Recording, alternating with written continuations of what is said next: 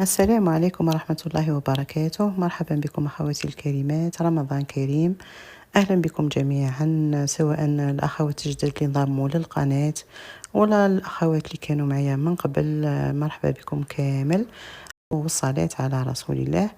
نبداو بالوصفة. نبداو قبل بالشربات ولا العسل تاع هذه الوصفة هذه. ديروا 4 كيسان تاع سكر، تاع يعني 200 مليلتر. هنا هذا هو يهز 220، نتوما ما تعمروش بزاف.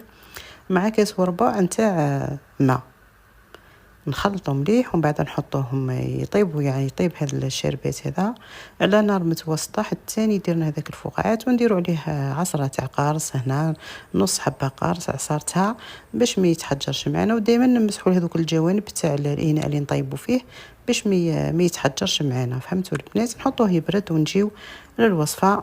نديروا حوالي كما نقولوا حنا رطل تاع فرينه بما يعادل 5 كيسان تاع 200 مليلتر. نفس الكاس اللي درنا به شربات نديروا به ثاني العجينه 5 كيسان.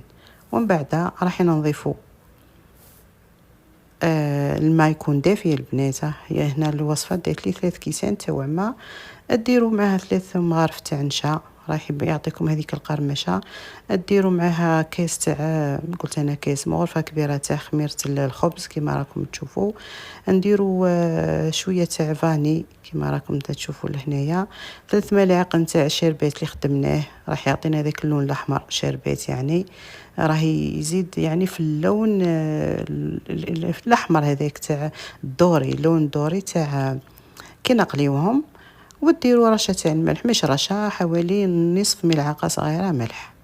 هكذا نخلطوا هذو النواشف كامل مع بعضهم، وراح نجيبوا الماء قلت لكم دافي.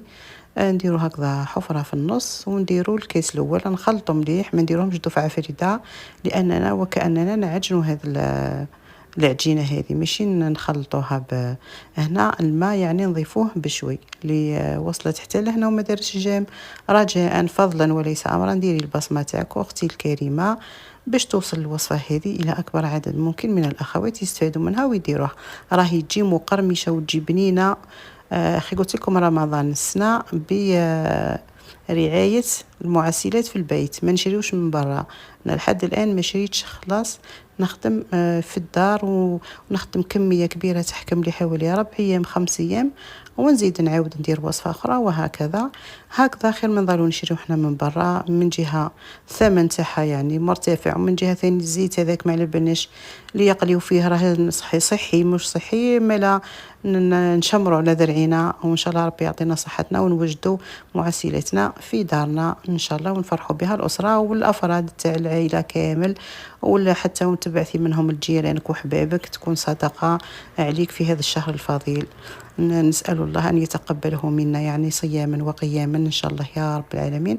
تعجنوا مليح البنات كما راكم تشوفوا، تخبطوا هذه العجينة، لازم تتعجن مليح. سر نجاحها هو العجين تاعها هكذا حوالي 3 دقائق وانتم تخبطوا فيها. شوفوا تحصلوا على عجينة تكون هكذا مطاطية بامتياز. من بعد راح نضيفوا الماء بشوي، نعجنوا بشوي حتى تحصلوا على ذاك القوام. قلت لكم تديكم 3 كيسان ماء نتاع 200 مليلتر البنات. ومن بعد رايحين نغطيوها، ويعني سر نجاحها هو الاختمار والعجن المليح. هذا باش تنجح لكم هذه العوامه ولا لقمه القاضي، كل واحد كيفاش يسميها. راهي يعني هذا المعسل هذا منتشر في المشرق العربي بكثره، وكاينه ثاني هنايا في الدول تاع المغرب العربي يستعملوها كامل. المهم راهي عندها واحد الصدى كبير كبير، يعني يتناولوها في رمضان ولا في ايام الباقيه. يعني راهي تجي هايله مقرمشه، وتجي عندها واحد القو هايل البنات، جربوها. نخليوها نغطيوها هكذا بلاستيك ونحطوها تخمر حتى يضاعف الحجم تاعها كما راكم تشوفوا. شوفوا يعني هنا اختمرت، اكيد باذن الله راح تنجح معكم كي تختمر بهذه الطريقه. نوليو نهبطوا لها الخمور تاعها، نديغازيوها باش نبداو نشكلوا فيها. تبعوا معايا حتى الاخير، راهي تجيكم يعني ممتعه في تحضيرها، تجيكم ما شاء الله. تحطوا الزيت تاعكم يسخن، يعني هنا الزيت يكون غزير، يعني ديروا كميه كبيره من الزيت.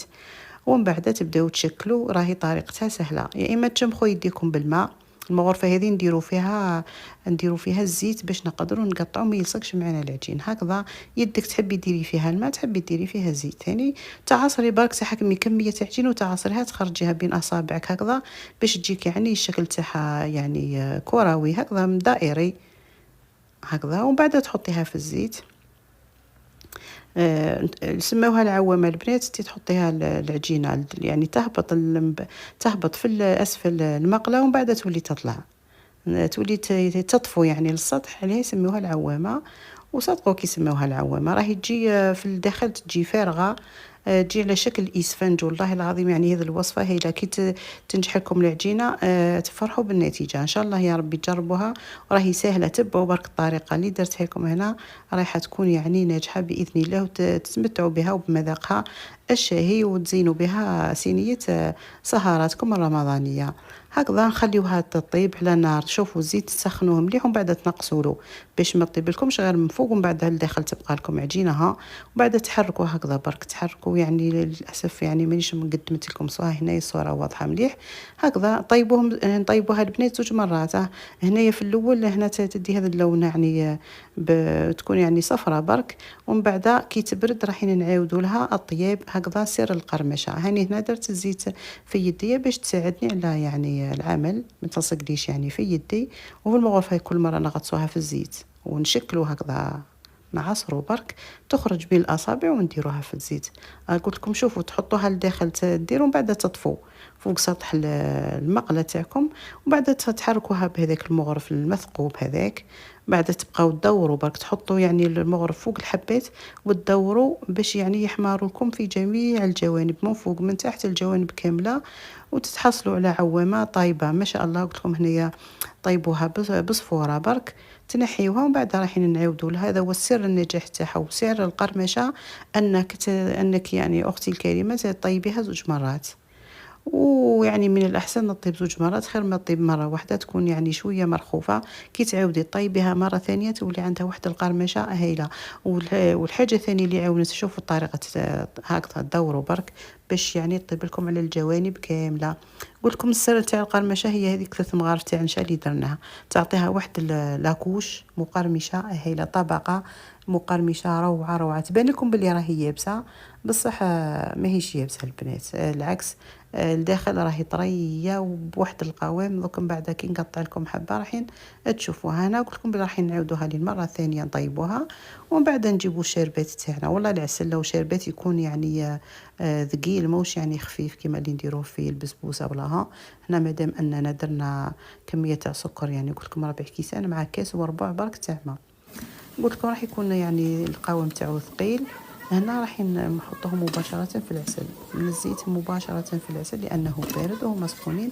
يتشربوا حوالي هكذاك مدة، تعرفوا بلي راهم يتشربوا تنحيوهم حوالي دقيقة ولا ميم با دقيقة. توليو تحطوهم في كسكاس يعني باش كما نقولوا حنا يقطروا من هذاك الزيت العسل الزايد، ونحطوهم في طبق تقديم. من بعد دوك تشوفوا برك ما نتسرعوش الأحداث راح تتحصلوا على يعني عوامة ولا لقمة قاضي روعة روعة. دوك تسمعوا القرمشة البنات لحظات برك ونحطها في الكسكاس تقطر من العسل. تسمعوا يعني بلي راهي تقربع، عرفوها بلي راهي ديك الطبقة تاعها البرانية تكون يعني مقرمشة يابسة ما شاء الله. وقلت لكم السر تاعها انكم يعني عجنتوها مليح وخليتوها تختمر مليح باش تكون يعني معكم الوصفه ناجحه 100%. اني والله العظيم البنات غير نتمنى تجربوها لانها تستاهل تجربه سهله مهله. شوفوا لي القرمشه.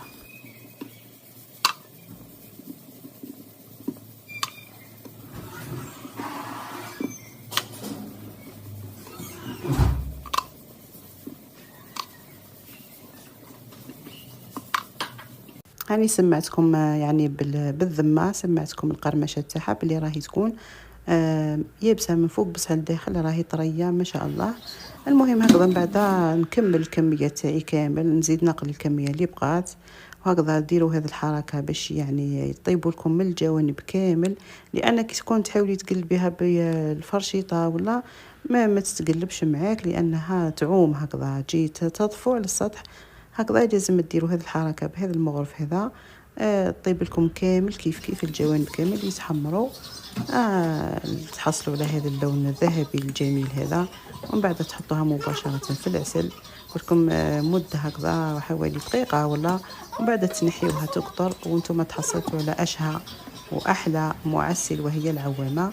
المهم البنات كما نقولوا حنا هاد الحوايج هذو نصنعوهم بنفوسنا في البيت افضل وافضل.